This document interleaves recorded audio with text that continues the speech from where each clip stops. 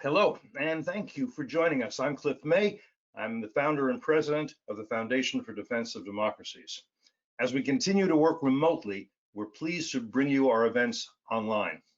I'll take just a moment to provide a bit of background for those who may not be familiar with our institution. FDD is a nonpartisan policy institute focused on national security and foreign policy. We're a source of timely research, analysis, and policy options for Congress, the administration, the media, and the wider national security community. We take no foreign government or foreign corporate funding, and we never will. Today's program is one of many FDD hosts throughout the year. For more information on all our work and our areas of focus, we encourage you to visit our website. That's fdd.org. So we're glad you joined us for today's timely discussion titled Israel and the Territories, Calculating the Risk-Reward Ratio. The possibility that Israel may extend sovereignty, or as many prefer to say, annex parts of the West Bank, has provoked rather intense controversy. We've brought together a panel of experts to discuss the issue from a variety of perspectives. It's a timely conversation as the government headed by Prime Minister Benjamin Netanyahu could begin to make changes as early as July 1st. Our experts' full biographies are available on our event webpage, but let me provide brief introductions before we begin.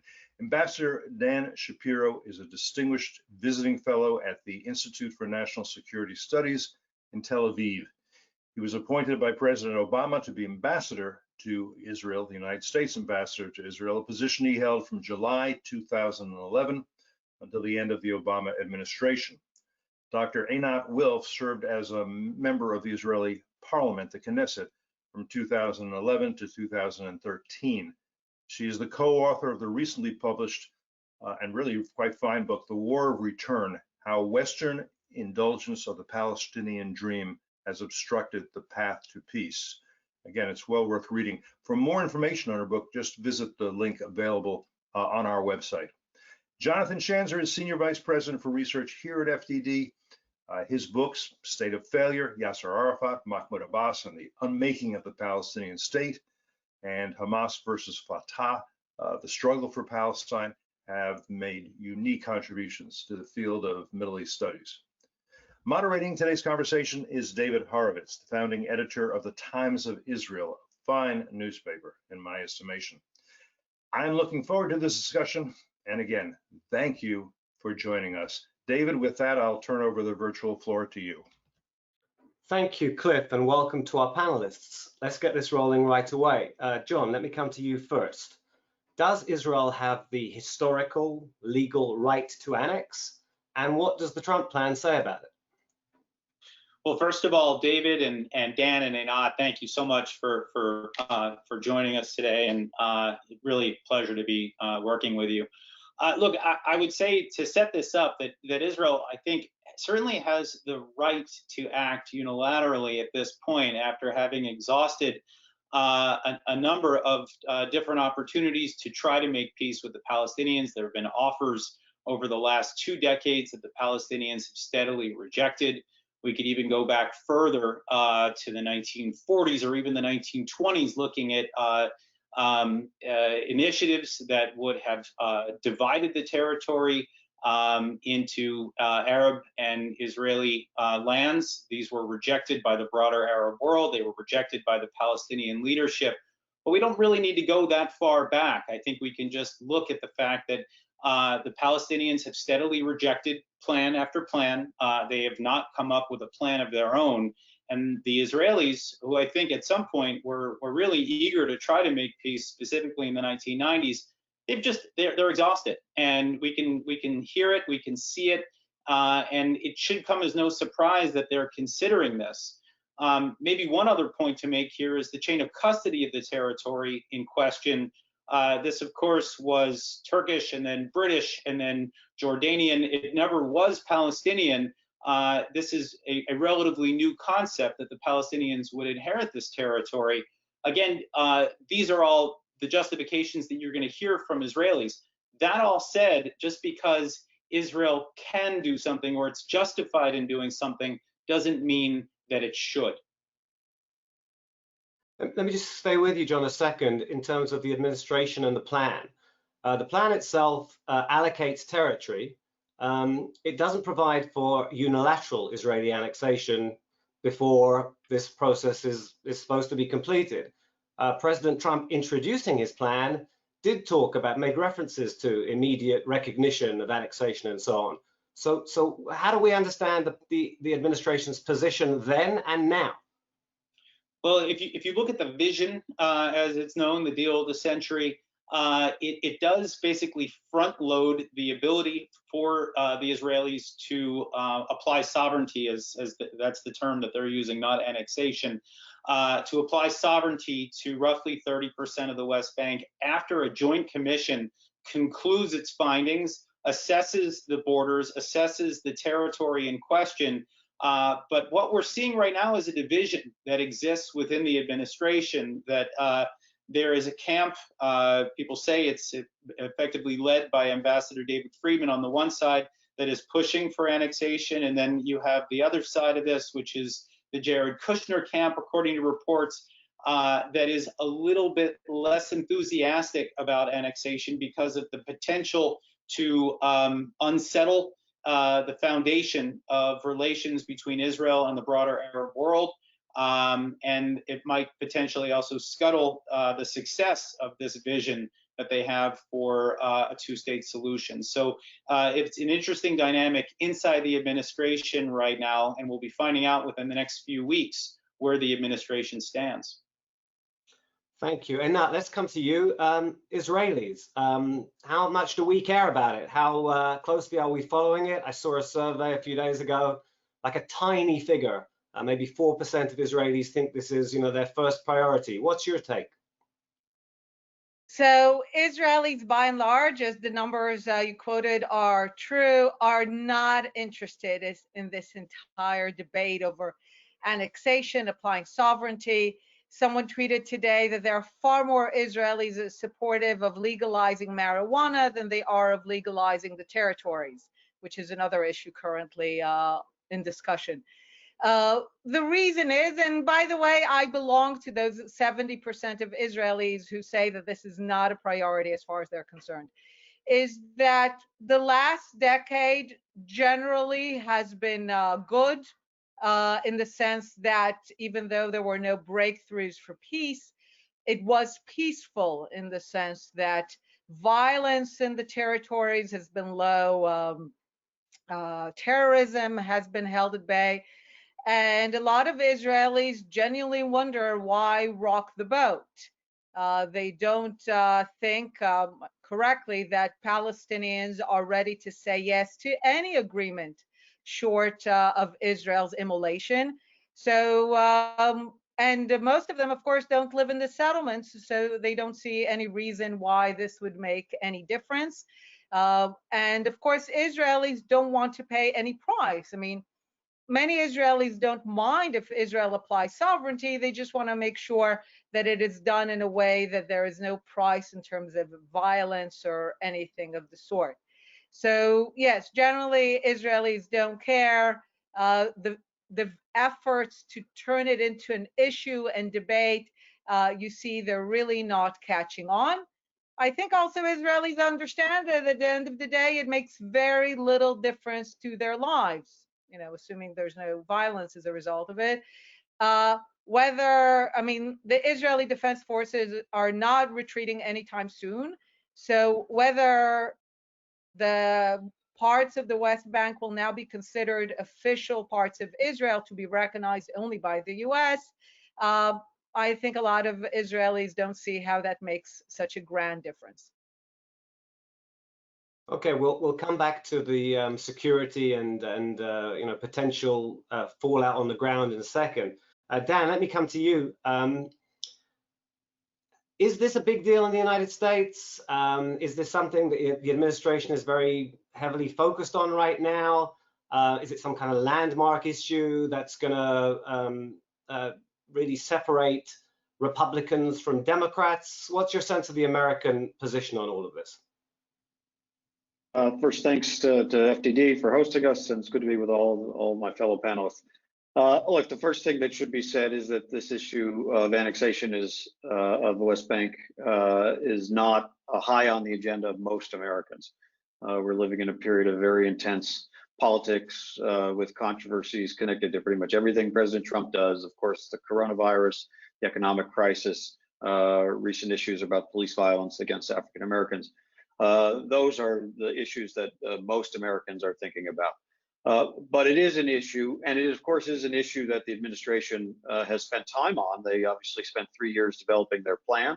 There are high-level meetings apparently this week in the White House to determine what their position will be.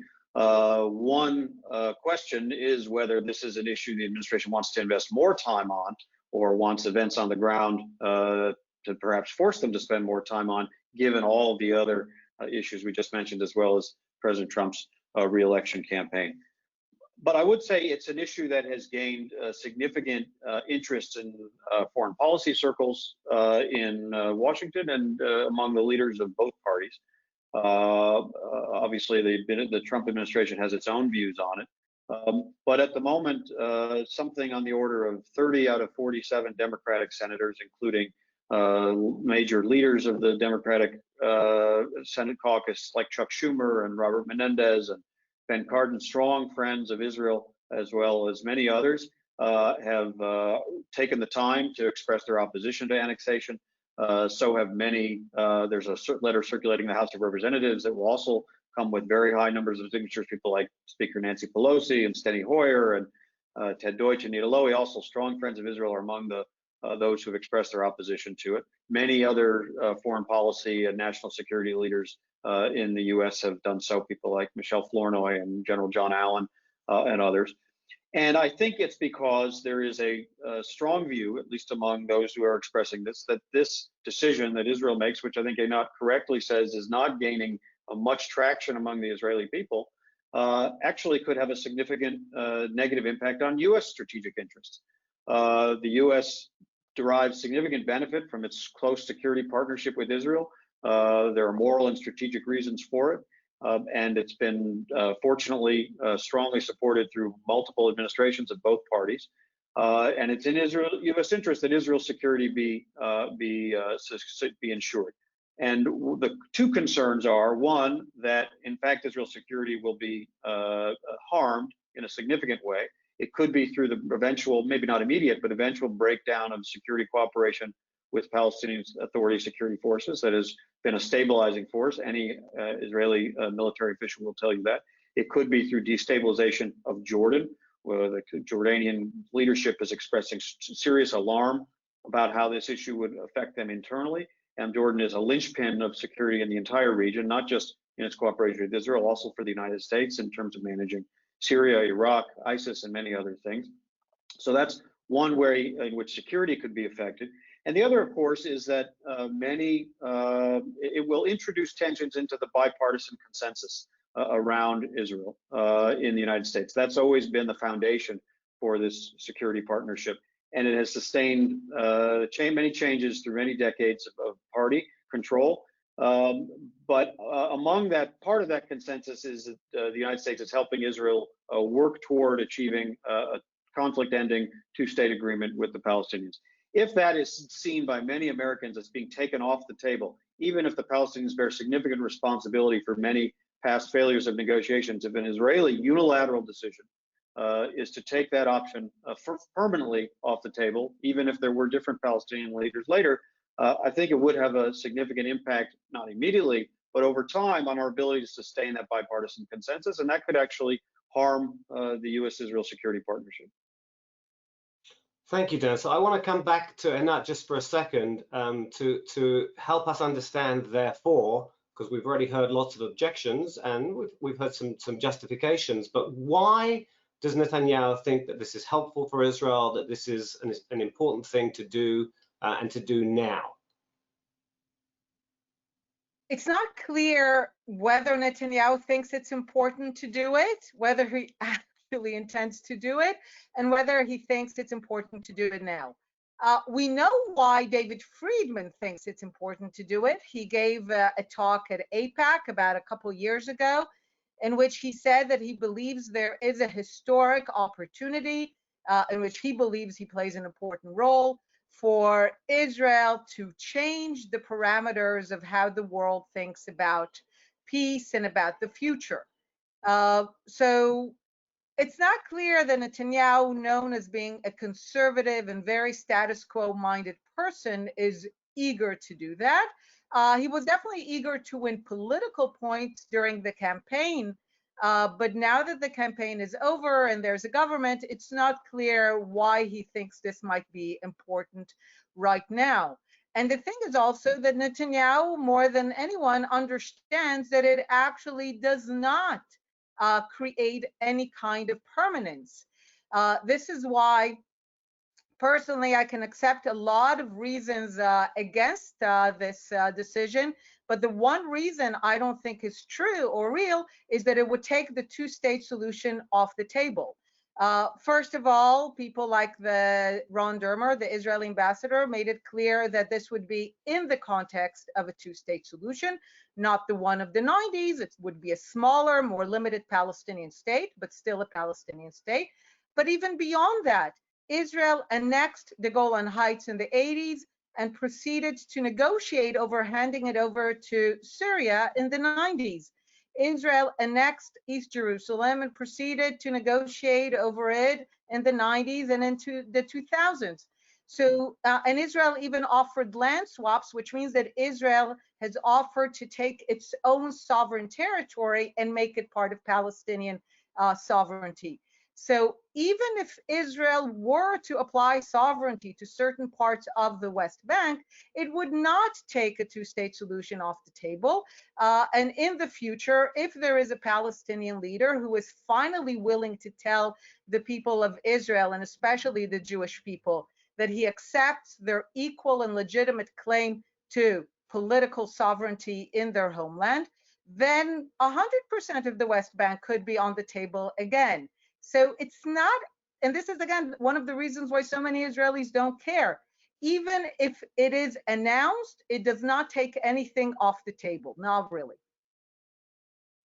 That's very interesting. John, I want to come to you now in terms of fallout. What should we expect? What could we expect in the Arab world? I'm thinking of Jordan. Nobody's really said much about Egypt, which may be because we don't know or because it's marginal. The Gulf states, a lot of attention because Israel's been warming ties with the Gulf, notably with Bahrain and so on. Lots of comments in the last few days from officials in the UAE. So how do you see this playing out? Well, I think, David, number one is this question of Jordan. I think that's probably my greatest concern right now. I think the king, for reasons that may be understandable but maybe not justifiable, has really put a lot on the line when it comes to Israeli annexation. I mean, he has made this a pivotal moment for the Jordan-Israel relationship. He's effectively threatened to cut all ties, which is essentially cutting off his nose to spite his face. Jordan needs Israel to survive, quite frankly. I mean, Jordan needs Israeli security cooperation, intelligence.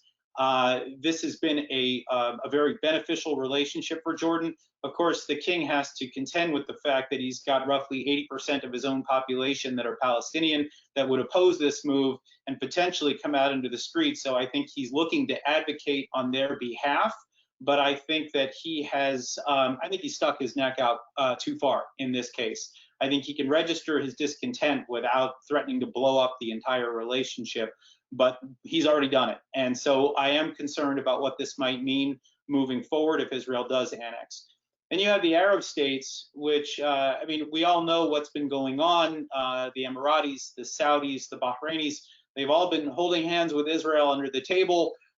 They don't want to quite come out and admit that the relationship is flourishing the way that it has been because their own population, I would say, is not quite ready to fully grasp this. I think they've been slowly letting information trickle out about this relationship to bring normalization out of the shadows. But I do believe that these countries think that this could become a problem, that this could throw a wrench into their plans for warming ties. That does, I think, underscore what Yusuf Al-Otaiba, the UAE ambassador to the United States, wrote recently in the Israeli press, which it was an unprecedented op-ed where he was appealing directly to the Israeli people and to the Israeli government. That said, I have to say the Arab states I'm a little less concerned about. Yes, we could see a setback, but I believe that they have for years now understood that Israel is key to their security, that Israel is the only country in the region that is capable of locking horns with Iran, of potentially defeating Iran on the battlefield. And it's for that reason that they understand now that Israel, relationships with Israel is in their national interest. And that quite frankly, the Palestinian issue is no longer in their national interest. Look, having said all of that, I still don't necessarily think that it's in Israel's best interest right now to make this move. The relationship is solid with a lot of these Arab states. There's no reason to introduce doubt or to even potentially blow it up. And so it's for that reason that I think that Israel probably needs to just move more carefully and pragmatically on this issue. Let's just extend the assessment of reaction. And Nat, let me come back to you. How do you see this playing out among the Palestinians? I saw Jibril Rajoub, a very senior Fatah official, yesterday talking about popular resistance. I know there's some kind of protest being planned for tomorrow. At the same time, Rajoub also said our fingers are on the trigger as well, words to that effect. And the Israeli army is grappling with a range of scenarios. What's your sense of how the Palestinians might respond? I certainly cannot speak for them. It's very clear that in all the moves in the last few years, the recognition of the Golan Heights, the recognition of East Jerusalem, there have been threats and some resistance, but at the end of the day, it was minor and quickly contained. And if I may describe a bit another reasons for Israelis being so blasé, when we were actually killed, which was after Ehud Barak offered Yasser Arafat a fully independent state in the entire West Bank and Gaza with a capital in East Jerusalem, including the Old City, we didn't hear from anyone, not from the Americans, not from the Europeans, a warning that says, oh, don't offer this to the Palestinians because what they really want is all of the country and it will be followed by mayhem and suicide bombings and your civilians will be killed. So a warning that would have actually been useful, we didn't get. But then we get a lot of warnings for things that don't happen on the Golan, on Jerusalem.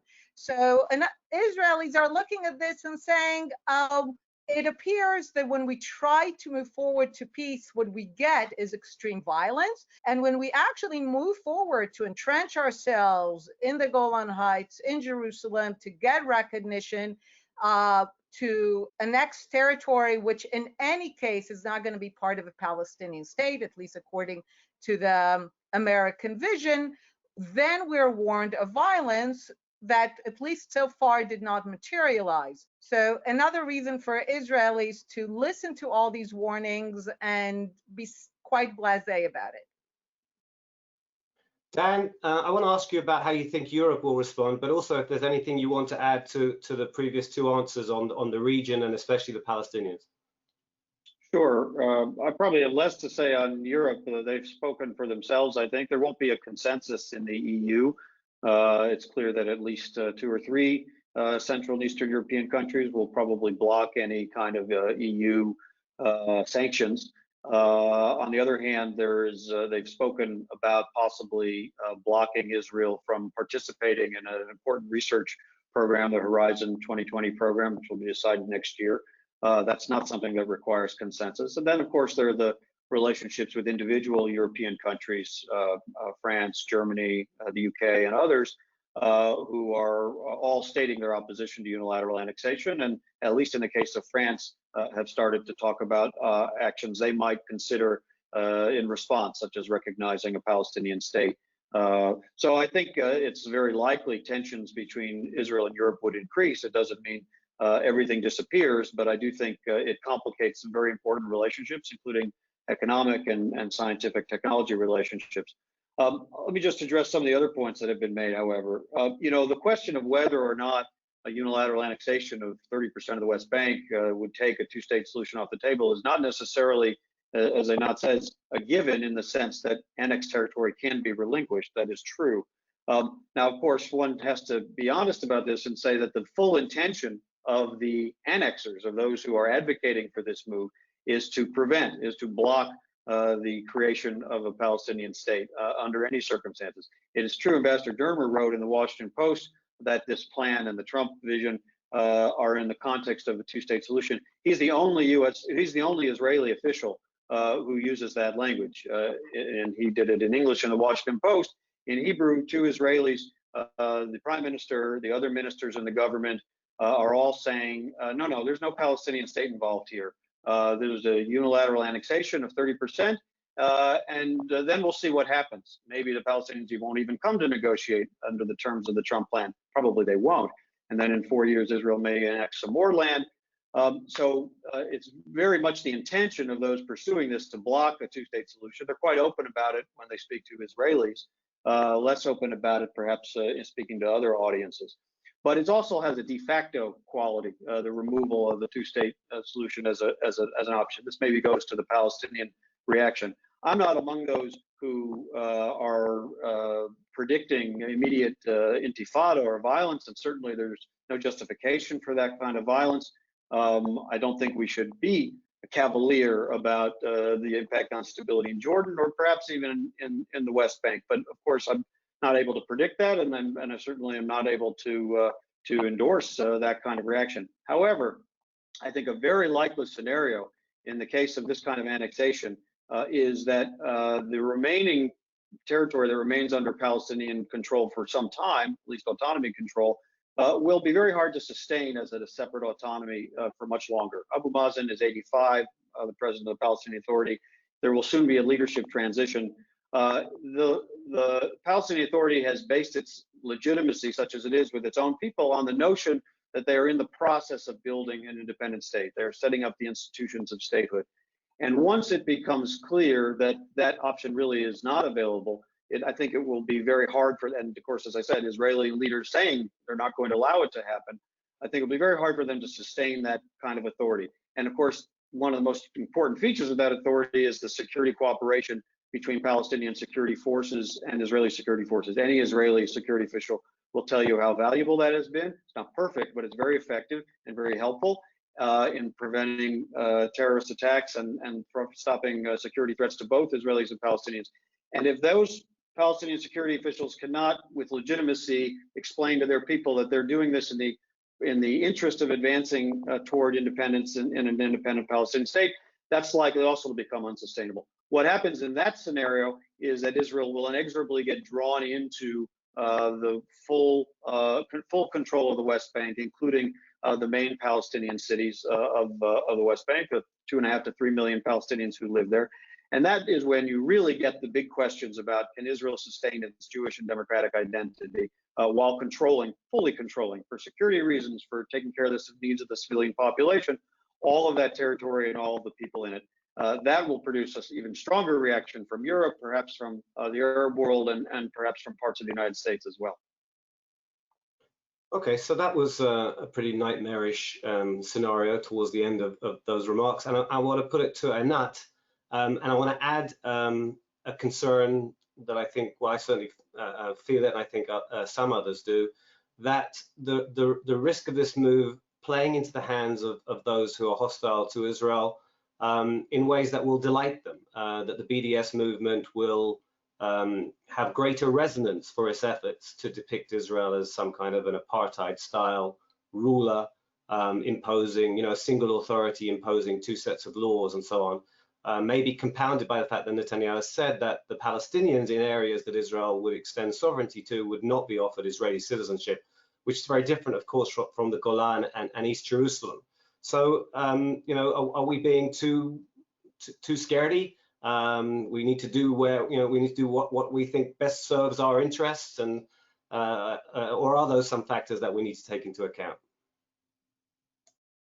So first of all, it's always good to do what best serves our interests. In terms of what you said, even on the right, I mean, I think it's most Israelis if there is an extension of sovereignty, expect it to be full, which means including the very few Palestinians who actually live in the territories that are being discussed. And I agree with you, not doing that would be highly problematic. But beyond that, movements such as BDS or Israel detractors, here again, we also run into the problem that what Israelis have realized is that those movements do not base any of their claims on actual facts. It's not as if they really look at Israel and make their arguments. And if Israel does something different, then they change their arguments. They will call us an evil state no matter what we do. So the notion of playing into their hands is also, again, of limited effect, I think, for most Israelis who've seen the following dynamic. When Israel actually makes an effort, as with Ehud Barak in 2000, as with disengagement in 2005, as with the Olmert offer in 2008, it does not receive credit. Or even if it does, it lasts exactly a nanosecond. But when Palestinians are repeatedly rejecting, and here I do differ from Dan, the Palestinians are not interested in building a state. They are and have always been interested in taking the entire area from the river to the sea. They're not, as of yet, focused on state building. But the notion is that when Israel tries to do something right and good and for peace, the assumption is that Israel doesn't mean it. Notice even now in this discussion, Dermer says clearly something, Israel wants two states, whatever annexation will happen in this context, immediately it is being demeaned and shown that Israel doesn't mean it and it's not really true. But somehow the Palestinians generally get scot-free. So the idea that we are playing into their hands, there's nothing that we do that they do not twist around and make to be against us. So there I go to your question. We should do what is in our best interest. Most Israelis are not convinced that applying sovereignty is in their best interest, but they are also not convinced by all the arguments of we will be playing into our detractors' hands or the two-state solution is off the table, because they know that those arguments are entirely baseless. Okay, Dan, you might want to respond to that in a second, but let me just come to Jonathan first. Just tell me, do you see any signs that the Palestinians are, I mean, maybe being pushed to and inclining to re-engage in any way? I think that King Abdullah last week apparently suggested that he's trying to chivvy them back to the table, but I'm not convinced of how much of an effort, and I haven't seen any indication that that this might be working, and maybe that's a relevant consideration. Maybe, you know, this was a plan that was a little different, and if the Palestinians stayed away, they were going to pay. Is that starting to resonate in any way? Well, we've seen a couple of unconfirmed reports suggesting that the Palestinians are weighing their options and may respond. There was a report early on after the announcement of the plan that Gina Haspel, the head of the US CIA, went over to the region and actually met with some intelligence officials on the Palestinian side, suggesting that there was at least a discussion going on, which I thought was a potential ray of hope here, that the Palestinians might begin to engage. But officially, I think the Palestinians are waiting this out. I think Abu Mazen's strategy is to see whether Trump loses the election in November. If Trump wins, then I think he realizes that he's going to have to come back and he's going to have to talk to the US. But I think this is a grave risk on his part. I think that he has so much to lose by not engaging. And of course, it's going to just reinforce on the Israeli side that this guy is not serious and that he's unwilling to truly discuss a two-state solution. A couple of just quick responses to what Dan and Einat have said. You know, one thing that I've heard repeatedly is that, well, look, when the United States recognized Jerusalem as Israel's capital, nothing happened. And when the United States recognized Israeli sovereignty in the Golan Heights, nothing happened. So that's what we're going to see again. I do get a sense that this could be different. I do get a sense that we that the Palestinians may feel like they're being pushed a bit too far in this case. It's very difficult for anyone to predict what happens as a result of this kind of move. And that is why the Israeli military is preparing for a potential third intifada. They recognize that there is a risk. So I think just dismissing violence or unrest out of hand, I think would be unwise. On the question of the EU, I agree with Dan's assessment that that there probably won't be blanket sanctions imposed by the EU because of Eastern or Central European descent, but we can see a significant drawdown in trade, especially by the Western Europeans. We could see some punitive measures. And one thing that concerns me on that score is that if you start to see that drawdown in trade, there's one country that will be very eager to try to engage with Israel, and that country is China.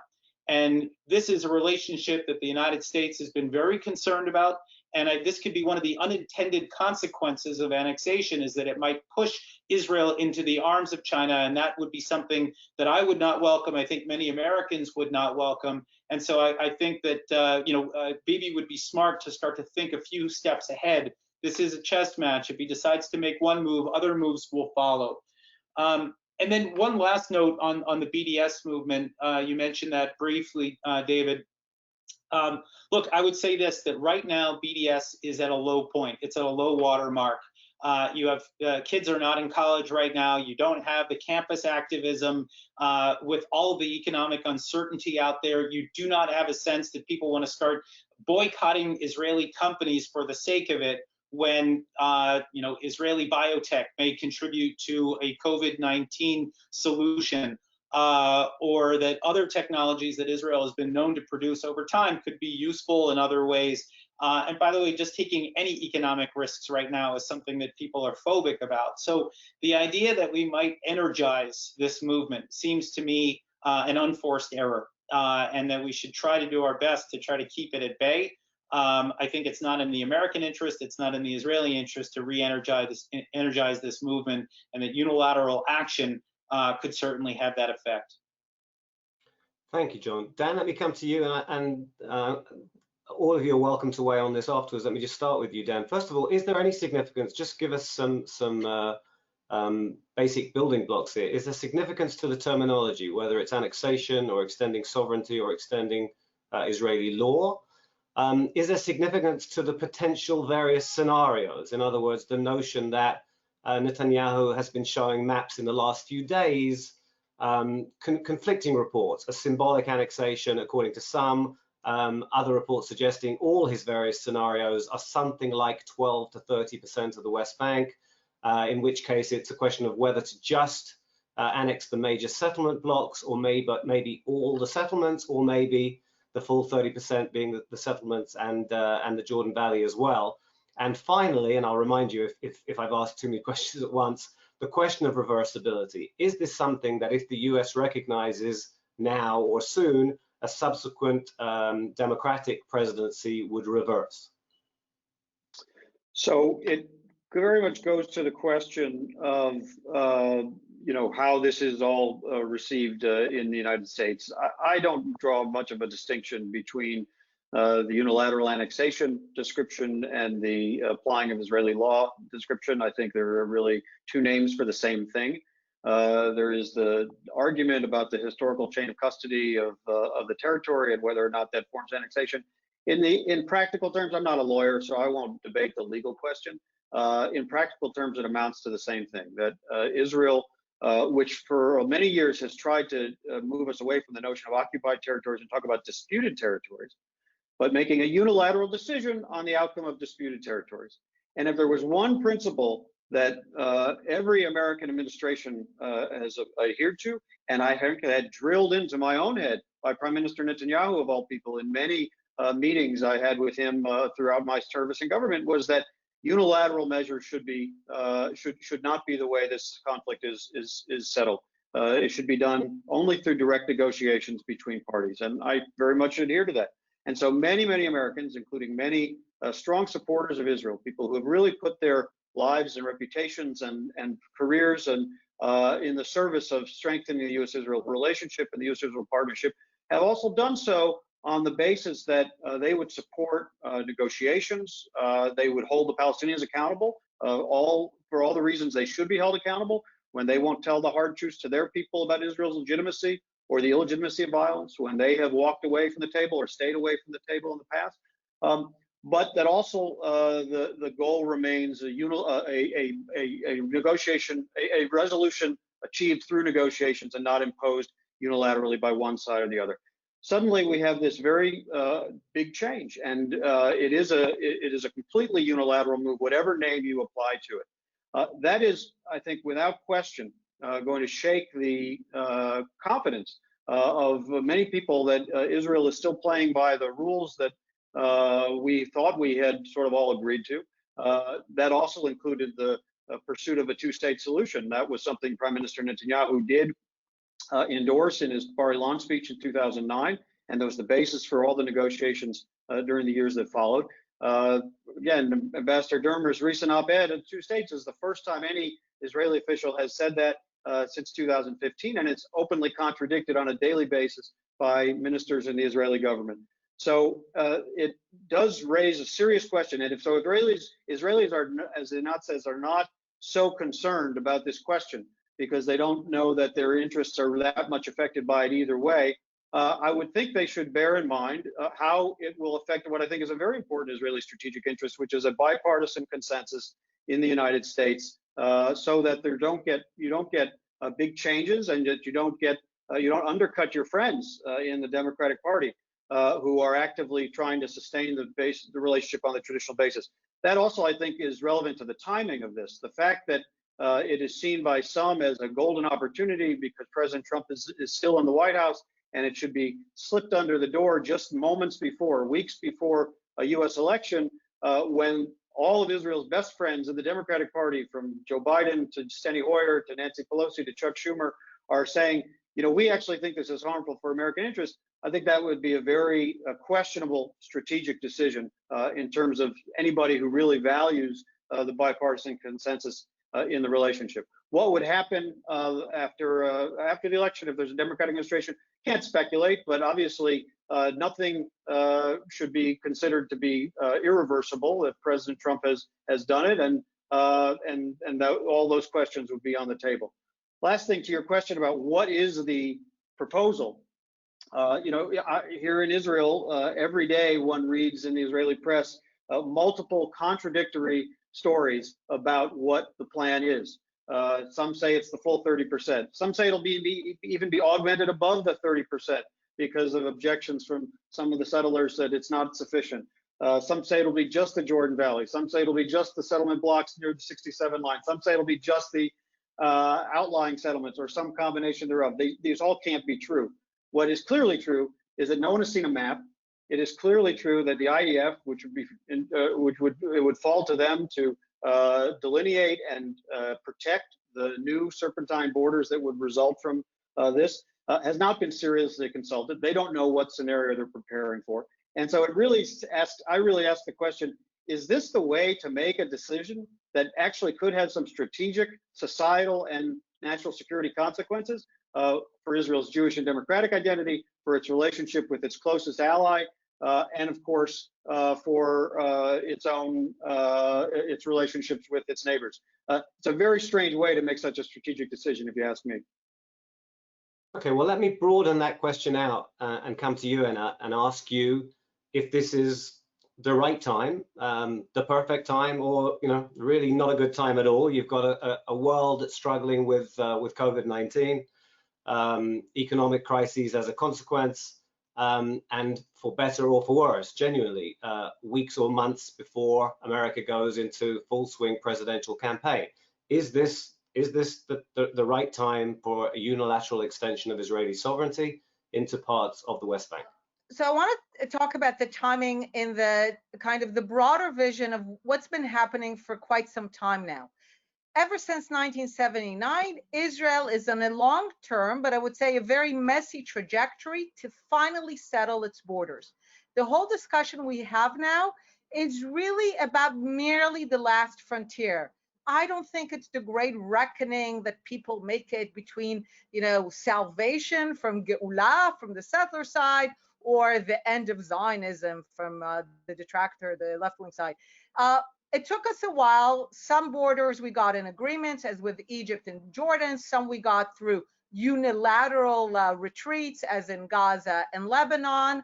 And some we got through annexation and a measure of American legitimacy, as we did in the Golan Heights. I mean, seriously, no one's talking about now taking the Golan Heights out of Israel. So all that's left for Israel to determine its borders is really within the West Bank. So we're in the last frontier. We're in the last stretch, which might take a decade or might take a year or who knows. But the discussion we're having now is already much more minor discussion. We're talking about 30%. And one of the reasons I might like it is I think it actually puts a glass ceiling on the annexation project, which is one of the reasons why what I call the purist settlers oppose this, because they fear indeed that this will be the end rather than the beginning. Now, there are those, and Dan described them correctly, who think this is the beginning and this is why they support it. No one knows if over time this will have been the beginning or the end. I tend to more think that this is bringing us closer to the end, to saying, okay, 10% or 20% or 50% is going to be part of Israel, and determining more and more the parameters of what our final eastern border in that section is going to be. So if there is an opportunity now and the price is going to be low, and I'm not dismissing anything, I'm just saying, you know, past assessments have been wrong in both directions. If we can do it at a low price, this is not entirely unilateral. We get American support. We get some form of Arab, you know, at least looking the other way. This might be a good opportunity to move one step closer to setting our final eastern border in the last section that remains. But it's not the great reckoning. It's really the last stretch of a process that mercifully started in 1979, because as you all know, in 1949, no one was willing to give us final borders. So this is what it looks like. It's messy, it's not clean. As Dan said, there's going to be serpentine borders, which might, my hope, over time lead to the removal of the most kind of inside settlements in the process of determining the final borders. If there's an opportunity to start that now, it might be a good one. John, would you like to weigh in on that? The timing is perfect, lousy. What would you be suggesting that the US and Israel should be doing as in this context? Well, to borrow from a phrase, it's the best of timing and it's the worst of timing. It's good timing because the world's distracted, quite honestly. It makes this, I mean, annexation or the application of Israeli sovereignty will look small relative to all of the other major challenges that the world is dealing with right now. And I think in that sense, that's probably at least something that Bibi is considering. One could also say that Israel has never been this strong, and that it can endure the fallout, whether it's economically, militarily, politically, that Israel is in a much better place. But I would also say that it's terrible timing because of the political moment that we're in, where everything has become hyper-polarized. I think Israel stands to lose a great deal diplomatically as a result of all of this. I think that even though Israel is strong right now on many levels, you could actually see the undermining of that strength, and that Israel could be doing this in cartoon terms, sort of stepping on a rake, hurting itself for no apparent reason. And you know, one other thing to just note here is that big moves are not necessarily the kinds of things that the Middle East responds well to. Pragmatism, things moving slowly, that's Middle East. Big moves can potentially really set things off in a way that Israel would not be able to contain. And so that's a real concern. One way that I've tried to describe this is that in the past, when Israel has made big moves, right? You think about the 1967 Six-Day War, or even some of the operations that it's carried out against Hamas or Hezbollah, that it was, from the Israeli perspective, it was looked at almost like life-saving surgery, that it had to happen then and there, or Israel may not survive, or it could be significantly weakened or hobbled. This strikes me to a certain extent as elective surgery. Maybe not a rhinoplasty, but maybe a tummy tuck, right? Things can go bad on the operating table here. And so that's, I think, one reason why Israel needs to be very careful. When you take risks unnecessarily, you do not know what the consequences will bring. Now, as for the way forward, to me, it strikes me that there's already some norms that have been set out. Specifically, I think about the 2004 Bush-Sharon letters for the major settlement blocks. This already strikes me as a kind of a vision for where Israeli borders will be. I think the international community, the Europeans, even to a certain extent the Arab world, has long understood that these settlement blocks, which comprise roughly 250,000 Israelis, that this is going to be Israeli territory. To me, it seems that Israel could indicate that this would be a first step, and that other steps could be considered after November. But really, again, the idea of pragmatism, of taking things step by step, seems to be far more wise, at least in my view, than big moves that would gobble up 30% of the West Bank, while the rest of Europe and the Arab world and half of the United States are howling about it. Thank you, John. Dan, let me come to you. Same kind of question. Good timing, bad timing, recommendations for how to proceed? Well, I think it's an unwise move under any timing. I think sustaining the possibility of a negotiated two-state solution, undoubtedly having to wait for different Palestinian leadership, and that's right, that the Palestinian leader who will tell the hard truths to their own people and make some necessary compromises has not emerged yet. But they'll be much less likely to emerge if there's nothing left physically that one could actually produce a reasonable settlement around.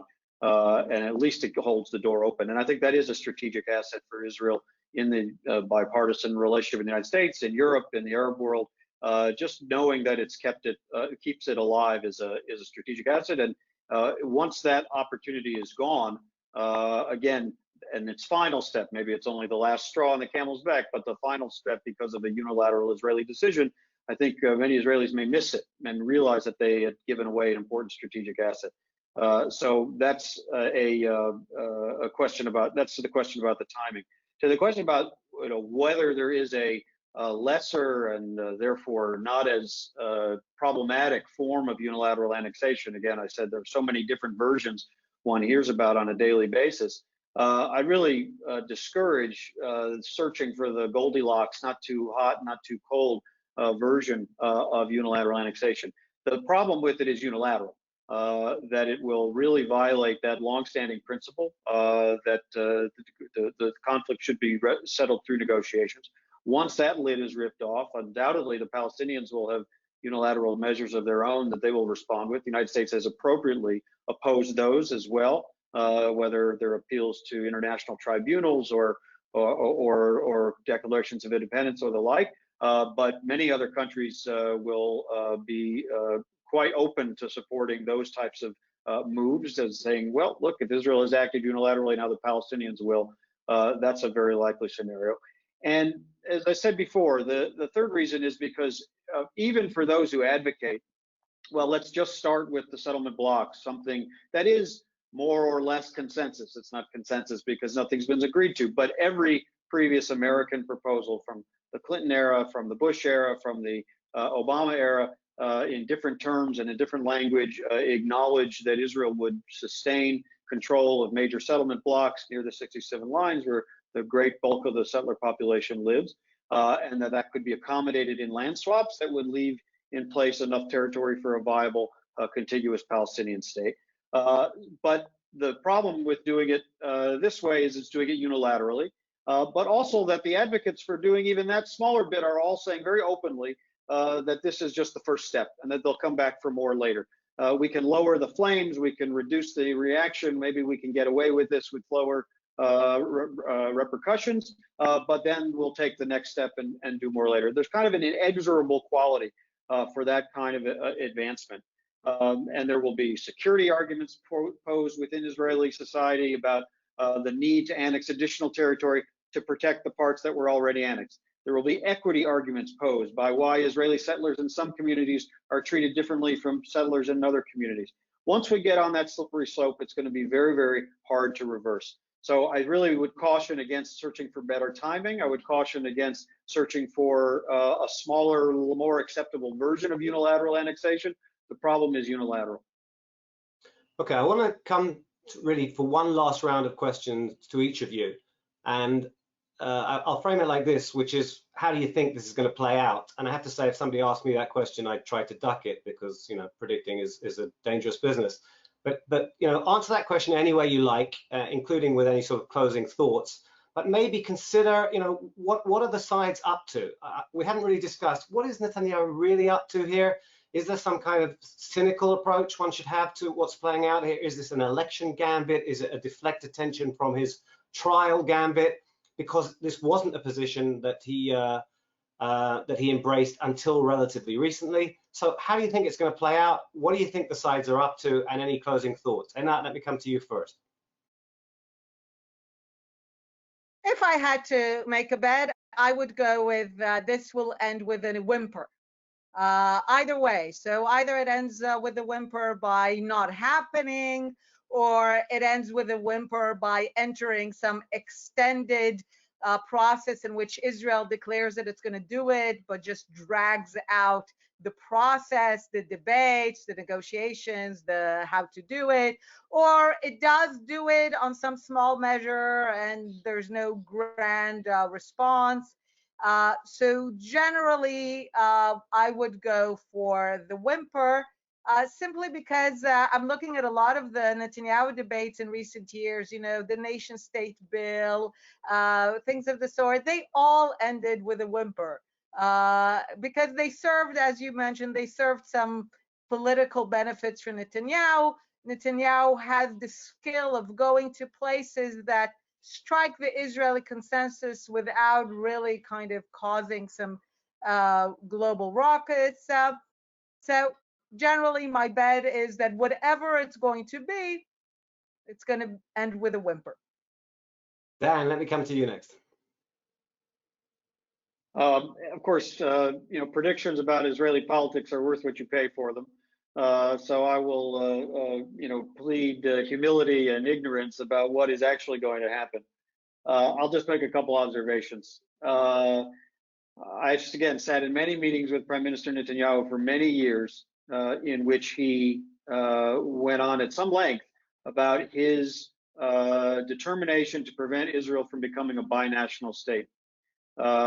He gave his Bar Ilan speech, talked about a two-state solution and two states for two peoples, a demilitarized state that recognizes the Jewish state, very legitimate caveats.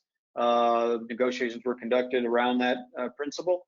And in private meetings, he would at times brag to us, I think with a lot of genuineness, that he would argue against annexation to his own Likud colleagues, who would say to him, why are you conceding this idea of a Palestinian state? It belongs to us, we should annex it. Why are you going down that road? And he would say to them, what do you mean? What are you going to do with the people there? You're going to give them citizenship? Are you not going to give them citizenship? In one way, we're not Jewish, in another way, we're not democratic. It's a binational state either way. He would make, at least he told us, he was making that argument internally in debates within Likud. So that was where I understood him to be through the first half of this past decade. By 2015, after two rounds of failed negotiations, he ruled out a Palestinian state ever coming into being on his watch. So that was an important change, not a welcome one in my view. But even then, he was not pro-annexation. That didn't show up until a week before the April 2019 election.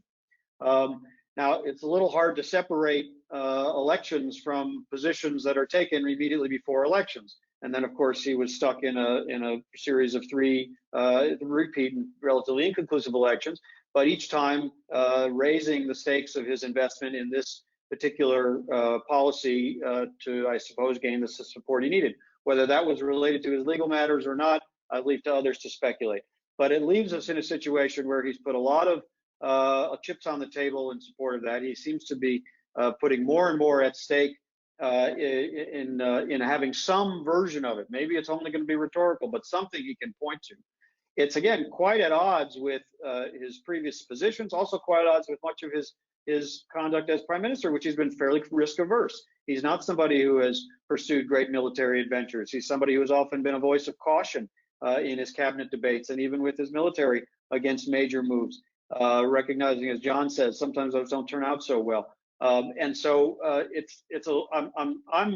must say I'm puzzled by where he has put himself in feeling that now he has to deliver on this, and has to deliver on this when maybe Trump doesn't even want it at this point with everything that's going on in America. Certainly, Democrats are telling him, and maybe Democrats will soon be in control of parts of Washington, that they disagree with it. So I don't understand it. Of course, it's all tied up also in the coalition, strange coalition arrangements that he has with Benny Gantz and Gabi Ashkenazi. But so I'm certainly unable to offer a real prediction. My advice remains what it was. Don't do this. Don't go forward with this move. Thank you, Dan. So John, finally to you, and I'm confident you will give us a definitive prediction of how this is all going to play out. Definitive, I'm not sure. Look, I would agree with Dan that Bibi is a pragmatist, that he's cautious, that he's risk averse, and that I think will guide ultimately where this goes. This is a man that I think if he hears from the security apparatus, specifically from the IDF and the Shin Bet, how much of a headache this could be for Israel moving forward, I think they perhaps may hold the keys to thwarting this. And I think, as Dan indicated, they've not been consulted regularly throughout this process. I think once the Joint Commission comes back with its findings, this will, I think, be the moment for the IDF and the Shin Bet to weigh in, and that could be what sways the Prime Minister away from making these big moves that can sometimes backfire in the Middle East. So that's not quite a prediction, but I think it's a way out for Bibi, who, again, I think is very much risk averse. I would note that the longer this plays out in the Israeli public, I think the more it benefits Netanyahu.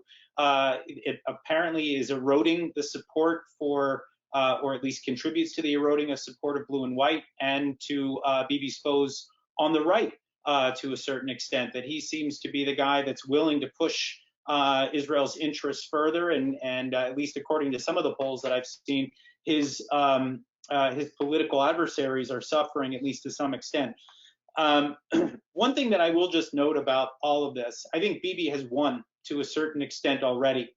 This is a plan that's been put on the table by the U.S. administration. Doesn't matter which administration it is, and I know that people will debate whether this administration had as much legitimacy as the ones before it.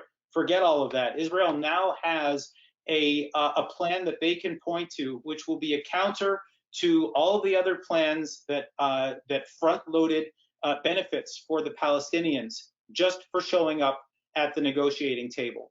This has changed the dynamic 180 degrees, and Israel will use this plan. Even if they annex nothing, they will be able to use this plan as a counter to future plans put on the table by Democrats and Republicans alike that the Israelis feel has given the Palestinians too much. And so I would look at that as a marker.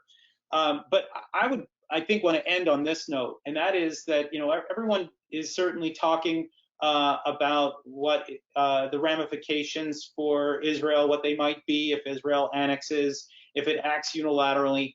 I have not seen anyone talking about the fallout for the Palestinians for not coming to the table, for once again not negotiating.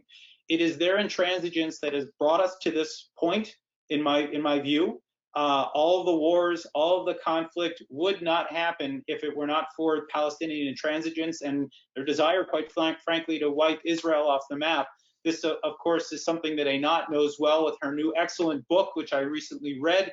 But it is this. This is the ultimate problem, and I think that what the annexation debate or the debate over the application of sovereignty, as some are calling it, what it has not done is it has not really put pressure on the Palestinians for returning to the table and for coming back to the Israelis and the United States and the international community with a viable solution. They continue to be the party of no, and somehow they continue to get away with it.